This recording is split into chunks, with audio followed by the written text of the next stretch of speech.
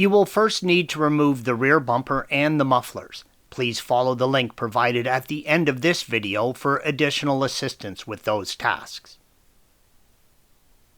With the bumper and mufflers off, you will have access to the cylinder heads.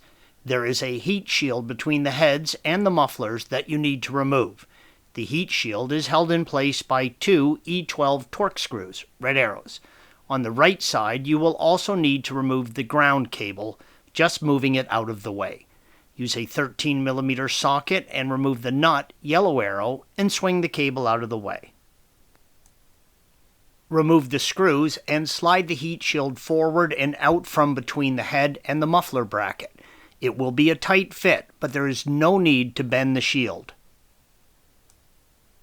On the left side, the E12s are in different locations, red arrows. Remove them and slide the shield out towards the front of the vehicle. With the heat shield out of the way, you can easily access the 3 coils on each cylinder bank, red arrows. The plugs are directly underneath them.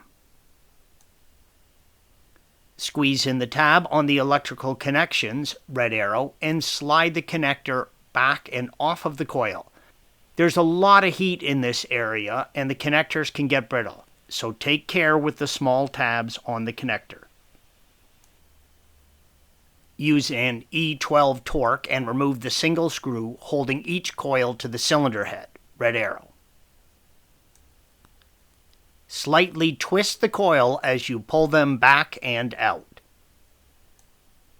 Use a 16mm thin-walled spark plug socket and remove the plugs, red arrows. You can learn a lot about the health of your engine from examining your plugs. The plugs should have a light brown tone to the electrodes. Wet plugs, oily plugs, or black sooted plugs are all signs of an unhealthy engine. Use care when installing the plugs. You should be working on a cold engine and always thread the plugs in by hand first to avoid cross-threading. If you drop a plug, always replace it. They are ceramic and can be damaged easily. Your plugs will come pre-gapped and do not need to be adjusted. Some people put copper anti-seize on the sides of the plugs, but there's no need to. The plug uses the cylinder head to side connection of the plug as a ground, and it is better if it is metal to metal. Installation is the reverse of removal. When installing, torque the plugs to 30 Newton meters or 22 foot-pounds. If you are refitting your old plugs, torque them to 25 Newton meters or 19 foot-pounds. Both the coil screw and heat shield screws are torqued to 10 Newton meters or 7.5 foot-pounds. Thanks for watching. Be sure to subscribe to our channel and check out another video in this series.